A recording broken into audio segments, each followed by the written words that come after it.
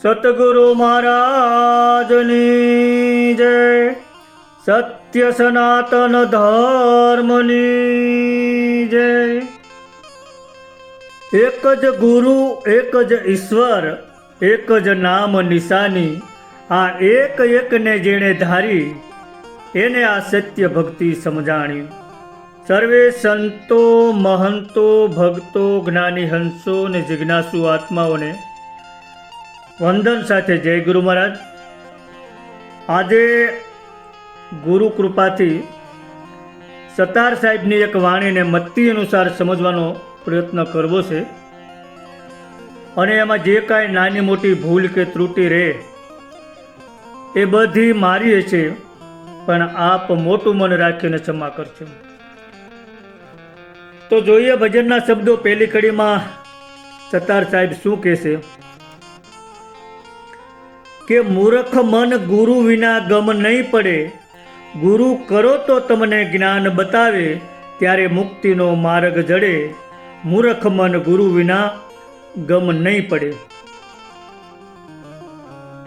હવે આ ભજન સતાર સાહેબના ખૂબ જ ઊંડા અનુભવ આધારિત ગુરુલક્ષી અને સત્ય જ્ઞાન કેમ થાય અને મુક્તિનો માર્ગ કેમ ખુલે એની સમજ આપતું આ ભજન છે.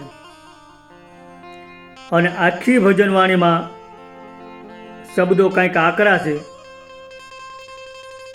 પણ એમાં ઊંડી સમજ આપી છે. જોકે સતાર સાહેબે પોતાની જાત સાથે જ વાત કરી છે. પોતાના મનને સમજાવે છે કે હે મૂર્ખ મન, ગુરુ વિના ગમ નહીં પડે. માટે ગુરુ કરો તો તમને જ્ઞાનનો માર્ગ બતાવે. આવી આ ભજનમાં વાત છે. હવે આપણે આગળ ભજનની કડીના શબ્દો પ્રમાણે એના અર્થ સમજતા જઈએ. મૂર્ખ મન ગુરુ વિના ગમ નહીં પડે. તો મૂર્ખ મન એટલે આપણું અશાંત, દુવિધાઓથી ભરેલું, વિષય આસક્ત અને અજ્ઞાનથી ભરેલું મન. આવા મનને ગુરુના માર્ગદર્શન વિના સાચી સમજ આવતી નથી, સત્ય જ્ઞાન થતું નથી. જ્યાં સુધી જીવને સદગુરુ ન મળે ત્યાં સુધી તે મોહ, માયા, અહંકાર, ઈર્ષા, અદેખાય આ બધામાં ફસાયેલો રહે છે, અને આત્મ સ્વરૂપનું જ્ઞાન થતું નથી. ગુરુ વગર આત્મજ્ઞાન થતું નથી. અને એટલે સંતો કહે છે કે ગુરુ બિન જ્ઞાન ન ઉપજે, ગુરુ બિન મીટે ન ભેદ, ગુરુ બિન સંશય ના ટળે, ભલે વાંચો ચારે વેદ. ક્યારેય વેદ તમે ભલે વાંચી નાખો, તોય ગુરુ વિના તત્વજ્ઞાન, આત્મજ્ઞાન થતું નથી. ગુરુ એટલે માત્ર દેહધારી માનવી નહીં, પણ એક જાગૃત ચેતના, એક જ્ઞાનનો પુંજ. અને માટે પાછળની કડીમાં કહે છે કે ગુરુ કરો તો તમને જ્ઞાન બતાવે, અને ત્યારે મુક્તિનો માર્ગ જડે. જો તમે હાચા ગુરુનું ચરણ સ્વીકારો તો તમને જ્ઞાનનો માર્ગ બતાવે, સત્ય જ્ઞાન સમજાવે, અને તો મુક્તિનો માર્ગ ખુલ્લો થાય. હવે ગુરુ માત્ર પાઠ ભણાવતા નથી, પણ સત્ય જ્ઞાન બતાવે છે, એટલે કે આત્મતત્વનો અનુભવ કરાવે છે. અને ત્યારે જ જીવાત્માને મુક્તિનો માર્ગ સમજાય છે. કારણ કે ગુરુ પોતાનું હાચું સ્વરૂપ બતાવે છે અને માયાના બંધનમાંથી બહાર કાઢે છે.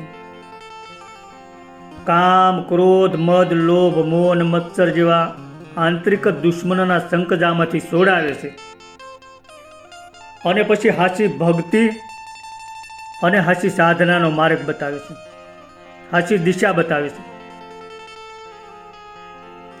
હવે સત્ય જ્ઞાન બતાવવાનો અર્થ એ છે કે તમે શરીર નથી, તમે આત્મા છો. આનો સીધો અનુભવ કરાવે છે. અને મુક્તિનો માર્ગ જડે એટલે આત્મા પરમાત્મા સાથે એકરૂપ થઈ જાય, દ્વૈત મટે, અદ્વૈત સ્વરૂપ બની જાય. પણ આપણું મન સંસળ છે, અશાંત છે અને અજ્ઞાનથી ભરેલું છે. એટલે ગુરુ વિના હાસું ખોટું ઓળખાતું નથી, હાસો રસ્તો દેખાતો નથી. પણ જ્યારે હાસા ગુરુ મળે ત્યારે જ્ઞાનનો દીપ પ્રગટે અને મુક્તિનો માર્ગ ખુલે. એટલે પ્રથમ પગથિયું જીવનમાં ગુરુ જરૂરી છે. હવે બીજી કડીમાં સત્તાર સાહેબ શું કહે છે કે નુગરા રહીને તમે ભજન કરો તો બેડલી અધવચ્ચે બુડે, ગુરુ કરો તો ભવ પાર ઉતારે, ત્યારે સુરતા ગગને સડે, મૂર્ખ મન ગુરુ વિના ગમ નહીં પડે. સત્તાર સાહેબને ગુરુ જ્ઞાની એટલે કે અનવર સાહેબ, જ્ઞાની એમનું ઉપનામ છે અનવર સાહેબનું. સત્તાર સાહેબને ગુરુ અનવર સાહેબ હાસા ગુરુ મળી ગયા અને એમને જે ગુરુ તત્વનો અનુભવ થયો છે એ અનુભવને ભારપૂર્વક વ્યક્ત કર્યો છે કે ગુરુ તત્વ શું છે અને એનું મહત્વ શું છે. સત્તાર સાહેબ કહે છે કે તમે કોઈ સદગુરુના ચરણમાં ગયા વગર ભજન કરશો તો બેડલી એટલે કે જીવનરૂપી નાવ અધવચ્ચે ડૂબી જશે. એટલે કે અનુભવ વગર માર્ગમાં તમે અટકી જશો અથવા તો ભટકી જશો. તો અહીં નુગરા એટલે કોણ? કોને નુગરા કીધા છે? નુગરા એટલે જેનું કોઈ માર્ગદર્શક નથી અને જે સ્વેચ્છાએ સાધના કરે છે. આપણે કોઈ રસ્તો નથી જોયો એવી અજાણી જગ્યાએ જવું હોય તો કોઈક રસ્તો બતાવનાર હોવું જોઈએ, નહીતર ભૂલા પડી જઈએ, અટવાઈ જઈએ. એવું જ આ આધ્યાત્મિક માર્ગનું છે. એમાં કોઈક રસ્તો સીંધનાર ગુરુ હોવા જોઈએ. ગુરુ વિના માણસ ભજન કરે તો તેનું મન ભટકતું રહેશે અને તે પૂર્ણતા સુધી નથી પહોંચતું. અહીં બેડલી અધવચ્ચે બુડેનો અર્થ જ એ છે કે અધૂરું જ્ઞાન એટલે કે અધૂરી સાધના, અધૂરા જ્ઞાનથી પૂર્ણતા સુધી નથી પહોંચાતું. ભજન તો ઘણા કરે છે પણ જો સદગુરુનો આધાર નથી તો એ ભજન જીવને પાર નથી ઉતારતું. એટલે કે વચ્ચે જ અહંકાર, મોહ, માયા, મમતામાં ફસાઈ જાય છે અને આત્મજ્ઞાનની યાત્રા અધવચ્ચે અટકી જાય છે. અને અમારા ગુરુ મહારાજ શ્રી કરચનરામ મહારાજે પણ એમની એક વાણીમાં એવું કીધું છે કે જે ગુરુ વિના ગમ નહીં પડે, સતનામ જાણવું પડે, ગુરુ વિના ગમ નહીં પડે.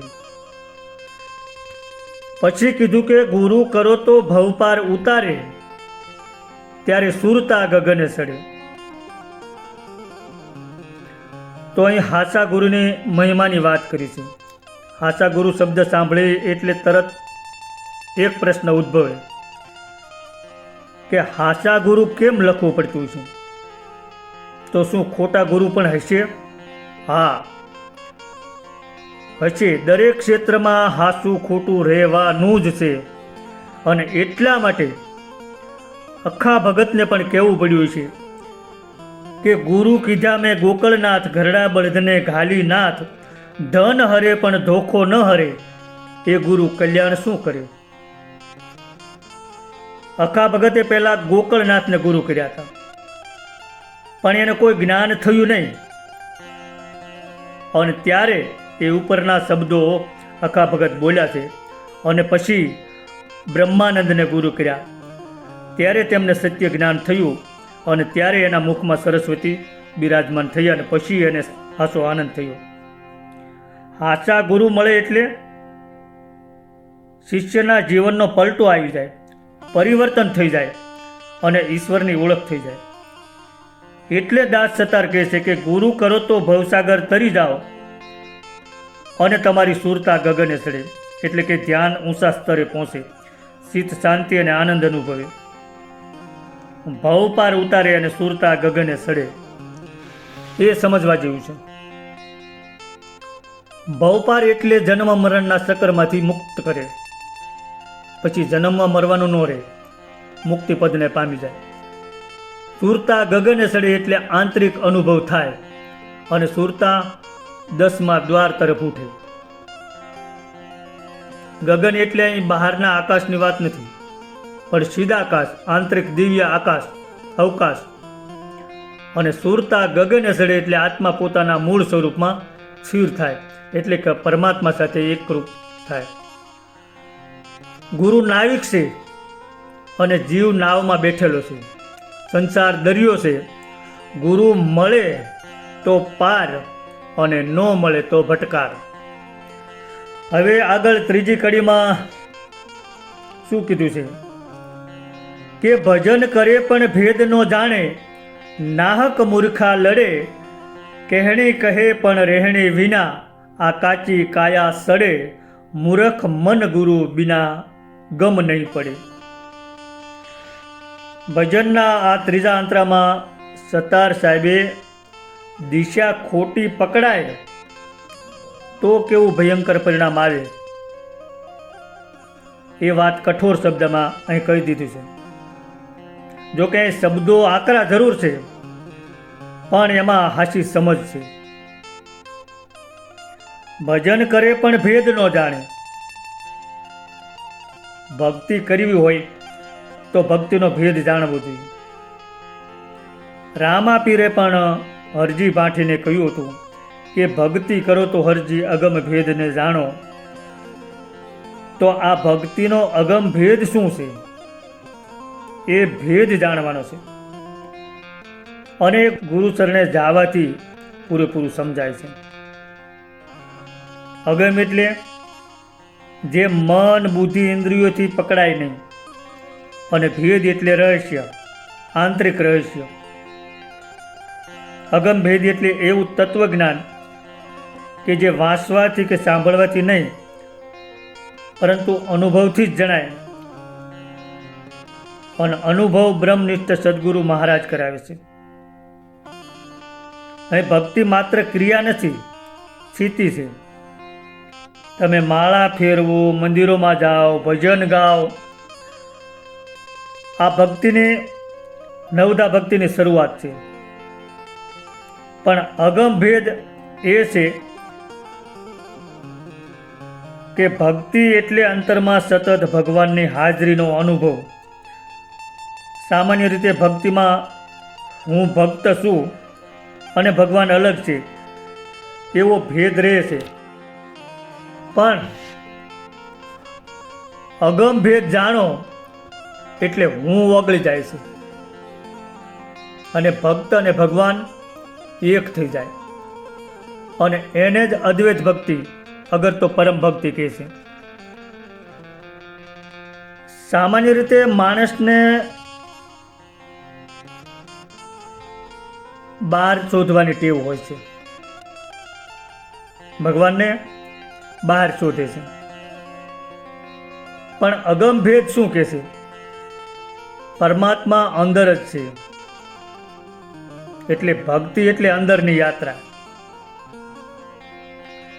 પરંતુ આ ભેદ ન જાણવાથી ઘણા લોકો ભજન તો કરે જ છે, પણ એની હાચી રીત અને અર્થ નથી સમજાતા. અને નથી સમજાતા એટલે વ્યર્થ ઝઘડાઓ કરે છે કે મારો રસ્તો હાચો છે, તમારો ખોટો, મારું જ્ઞાન હાચું, તમારું ખોટું. આ રીતે જુદી જુદી રીતે વિવાદ થાય છે. અને ભેદ ન જાણે એટલે અંદરની પ્રક્રિયા સમજ્યા વગર માત્ર બહારની રીતમાં અટવાઈ જવું, અને ધર્મ, પંથ, રીત રિવાજમાં એ ઝઘડાઓ થાય છે. ભેદ એટલે આત્મા અને પરમાત્મા એક જ છે. આ અનુભૂતિ. જે આ ભેદ નથી જાણતા તે દ્વૈત એટલે કે બેપણું, આ બેપણામાં ઝઘડાઓ થાય છે. જો એક જ હોય તો પછી કોની હારે ઝઘડો કરવાનો? એટલે અદ્વૈત જ્ઞાન નથી સમજાતું ત્યાં સુધી જ ઝઘડા થાય છે. બાકી અદ્વૈત જ્ઞાન સમજા જાય તો કોઈને સાથે ઝઘડા પણ રહેતું નથી. પછીના અંતરમાં કીધું કે કહેણી કહે પણ રહેણી વિના આ કાચી કાયા સડે. સંતો કહે છે ને કે રહેણી વિના રામ રીઝે નહીં. જે સત્ય જ્ઞાન છે એ આચરણમાં ઉતરવું જોઈએ. જ્ઞાનની માત્ર માહિતી નકામી. જ્ઞાન એ જીવવાનું છે, બોલવાનું નથી. ઘણા લોકો સારું બોલે છે, સારો સત્સંગ કરે છે, ઉપદેશ આપે છે, પણ પોતે તે પ્રમાણે જીવતા નથી, એટલે એમનું જીવન બગડી જાય છે.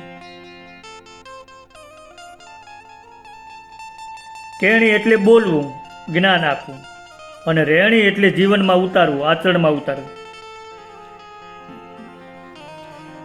જે બોલવું વધારે અને કરવું ઓછું, અગર તો કાંઈ ન કરવું, તો તે જ્ઞાન બિનફાયદાકારક બને છે. માત્ર ગ્રંથો વાંચવાથી કે ભજન બોલવાથી આત્મજ્ઞાન નથી થતું. જ્યાં સુધી જીવનમાં વિવેક નથી, વિનમ્રતા નથી, સત્ય નથી અને ગુરુ ઉપદેશ મુજબ ચાલતા નથી, ત્યાં સુધી બધી સાધના અધૂરી જ છે. પછી કીધું કાચી કાયા. તો આ કાચી કાયા એટલે અપરિપક્વ ચેતના, અજ્ઞાનમાં રહેલી સ્થિતિ. અને સડે એટલે શરીર સડી જાય, શરીરમાં જીવાત પડે એવી વાત નથી હોય. સડે એટલે સમય પસાર થતો રહે, કિંમતી સમય વેડફાતો રહે, જીવન આખું પૂરું થઈ જાય, પણ યથાર્થ રીતે આત્મજ્ઞાન ન થાય. કહેવાનો મતલબ કે મોંઘો કિંમતી મનુષ્ય દેહ મળ્યો પણ એનાથી કાંઈ થયું નહીં, વ્યર્થ ગયો. આને કીધું છે કે સડે, કાયા સડે. આયા હતા શું કારણે ને શું કરી રહ્યા કામ, ભવસાગરમાં ભૂલા પડ્યા, સમર્યા નહીં શ્રીરામ. આવ્યા અને ગયા આપણા અનેક જન્મ અપાર, જાણ્યો નહીં સત્યનો સાર, તો ક્યાંથી ઉતરીએ ભવપાર. હવે આગળની ચોથી કડીમાં સતાર સાહેબ શું કહે છે કે સૌ કૂતરાઓ જેમ ભેગા મળીને હું કરીને રડે, તેમના રડવાથી કાંઈ દયા નહીં ઉપજે, જ્યાં જાય ત્યાં થાય હડે, મૂર્ખ મન ગુરુ વિના ગમ નહીં પડે. ભજનની આ ચોથી કડીની ભાષા બહુ કઠોર અને આકરી લાગે છે. પણ ભાષા ભલે આકરી હોય પણ સંતોના હૃદય કોમળ હોય છે. સંતો પરમ હિતકારી હોય છે. લોકો જ્યારે મૃદુ ભાષામાં, કોમળ ભાષામાં, હૃદયની ભાષામાં ન સમજતા હોય ને, ત્યારે સંતો ઝાટકો આપવા માટે જ કઠોર શબ્દો વાપરતા હોય છે, અને જેથી કરી સાધકો જાગે.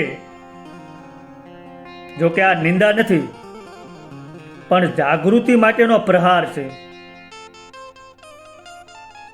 અને જે લોકો સંતના કઠણ કે કડવા વેણ સહન કરી શકે ને, તે જ આત્મકલ્યાણના માર્ગમાં આગળ વધી શકે છે.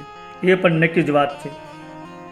કોઈક જરાક કાંઈક કે અને ખાટકો પડી જતો હોય તો એ આત્મકલ્યાણના માર્ગ ઉપર હાલી ન એકાય.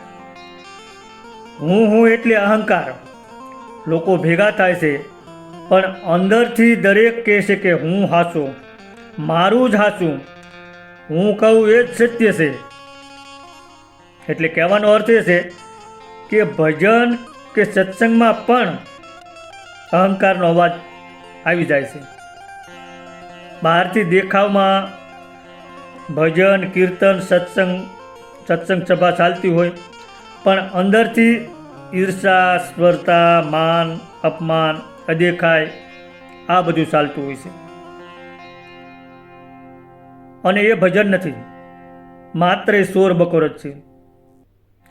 જ્યાં સુધી હું છે ત્યાં સુધી પરમાત્માનો અનુભવ નથી થવાનો. અને હું કરીને રડતા કૂતરા જેવી સ્થિતિમાં છે. માત્ર એ બિનજરૂરી હુલડ અથવા તો અવાજ કે શોર બકોર જ છે. માટે સતાર બાપુ અહીં જાગી જવાની ચેતવણી આપે છે કે જો આવું જ થતું હોય તો એ બધું વ્યર્થ જ છે, એમાં કોઈ સાર નથી. પછી કીધું કે તેમના રડવાથી કાંઈ દયા નહીં ઉપજી, અને જ્યાં જાય ત્યાં હડે. આગળ કીધું એવા લોકો ગમે તેટલા પણ રડે, પણ કોઈને દયા આવતી નથી, અને તેઓ જ્યાં જાય ત્યાં ઝઘડો કરે છે. એટલે કે બહારથી ભક્તિ બતાવી અને અંદરથી અહંકાર રાખો તો કોઈને એનો પ્રભાવ નથી પડતો, ઉલટાનું સંબંધોમાં ખાટાશ આવે છે. હવે આનો આધ્યાત્મિક અર્થ એવો સમજવાનો છે કે ભગવાન માટે કે ગુરુ માટે અહંકારથી કરેલી પ્રાર્થના એમાં દયા ઉપજતી નથી. ગુરુ પાસે હુંના અભિમાનમાં નહીં, પણ નિર્મળતા અને હૃદયના ભાવથી જવું જોઈએ. નહીતર અભિમાનમાં તો જ્યાં જાય ત્યાં અંદર શાંતિ નહીં આવે, બહાર કલહ જ થશે. જ્યાં જાય ત્યાં હડે, એટલે કે મન ક્યાંય સ્થિર નહીં થાય, શીત ભમતું અને ભટકતું જ રહે છે. કારણ કે જ્યાં હું છે ત્યાં કૃપા કદી ઉપજતી નથી. હું એટલે કે અહંકાર છે ત્યાં કૃપા કોઈ દી ક્યારેય ઉતરતી નથી, ગુરુની કૃપા થતી નથી. ટૂંકમાં કૂતરા એટલે ઇન્દ્રિય પ્રધાન જીવન, ઇન્દ્રિયોની આસક્તિમાં જીવવું. હું એટલે અહંકારનો અવાજ, અહમ. રડવું એટલે કે માત્ર દેખાવની ભક્તિ. દયા ન ઉપજે એટલે કૃપા માટે અહંકાર છોડવો પડે. અને હડે એટલે અશાંતિ, કલહ, અસ્થિરતા.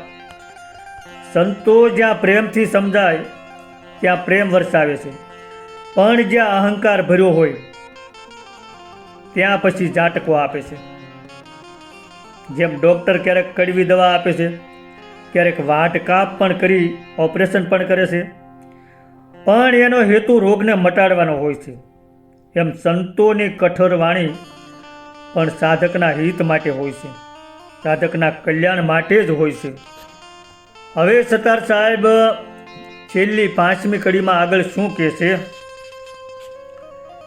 કે સુગરા નર સંતોષી હોયે નુગરા નર બડબડે, દાસ સતાર ગુરુ સાચા મળે તો ભક્તિનો રંગ ભલો સડે, મૂર્ખ મન ગુરુ વિના ગમ નહીં પડે. તો ભજનની આ છેલ્લી કડીમાં આખા ભજનનો નિષ્કર્ષ બતાવી દીધો છે. સાચી ભક્તિનો રંગ ક્યારે સડે એ મર્મ પર સમજાવી દીધો છે. અને એ પહેલા સુગરા નુગરાનો તફાવત પણ સમજાવી દીધો છે. સુગરા નર સંતોષી હોય છે, નુગરા નર બડબડે. સુગરા નર સંતોષી હોય, નુગરા નર બડબડે. તો અહીં સુગરા કોણ ને નુગરા કોણ? કોને સુગરા કીધા છે અને કોને નુગરા કીધા છે એ પહેલા સમજીએ. સુગરા એટલે સામાન્ય રીતે, આમ ભૌતિક રીતે આપણે સમજીએ તો સારો માણસ, સમજદાર માણસ, શાંતિવાળો માણસ, સંતોષી માણસ. અને નુગરા એટલે અસમજદાર, બડબડિયો, અસંતોષી, અહંકારવાળો. અને આધ્યાત્મિક રીતે વિચારીએ તો સુગરા કોણ? કોને સુગરા કહેવાય? તો પ્રથમ તો જેને જીવનમાં સદગુરુ મળ્યા છે, આશા માર્ગદર્શક મળ્યા છે, જેને આત્મજ્ઞાનનો સ્પર્શ થયો છે, જે અંદરથી શાંત અને સંતોષી છે, જેને બોલવાની જરૂર ઓછી પડે છે, જે મૌનમાં મોજ માણે છે, જે ખોટી વાતો ઓછી કરે છે, અનુભવ વધુ કરે છે. અને સુગરા માણસ બહાર નહીં અંદર જીવે છે. સુગરા માણસ ગુરુ મર્યાદામાં જીવે છે. આને સુગરા કહે છે. હવે નુગરા કોને નુગરા કહેવા? તો નુગરા એટલે જેને હજુ માર્ગ નથી મળ્યો કે નથી માર્ગદર્શક મળ્યા, જેને આત્માનો અનુભવ નથી, જે હંમેશા બહાર જ ભટકે છે, જેને બોલવાનું વધારે સમજ ઓછી છે, જે અજ્ઞાન અને અજ્ઞાનમાં જીવે છે. આવો જીવ બડબડે વિવાદ કરે, એને સંતોષ ન હોય, જે હંમેશા બહારની વસ્તુઓમાં સુખ શોધે છે, આને નુગરા કીધા છે. સુગરા એટલે જે આત્મા સાથે જોડાયેલો છે, જે ગુરુના શબ્દમાં સ્થિર છે. અને નુગરા જે માયા સાથે બંધાયેલો છે, જે અહંકારમાં જીવે છે અને તેને કદી સંતોષ મળતો નથી. આ બેયની વ્યાખ્યા આ પ્રમાણે. અને પછીની પંક્તિમાં કીધું કે દાસ સતાર ગુરુ હાસા મળે તો ભક્તિનો રંગ ભલો સડે. સતાર સાહેબ કહે છે કે જો હાસા ગુરુ મળે ને તો ભક્તિમાં ખૂબ આનંદ અને રંગ આવે છે. હાસા ગુરુ એટલે જે સાચો માર્ગ બતાવે, સત્ય જ્ઞાન આપે અને જીવને બદલાવ લાવે.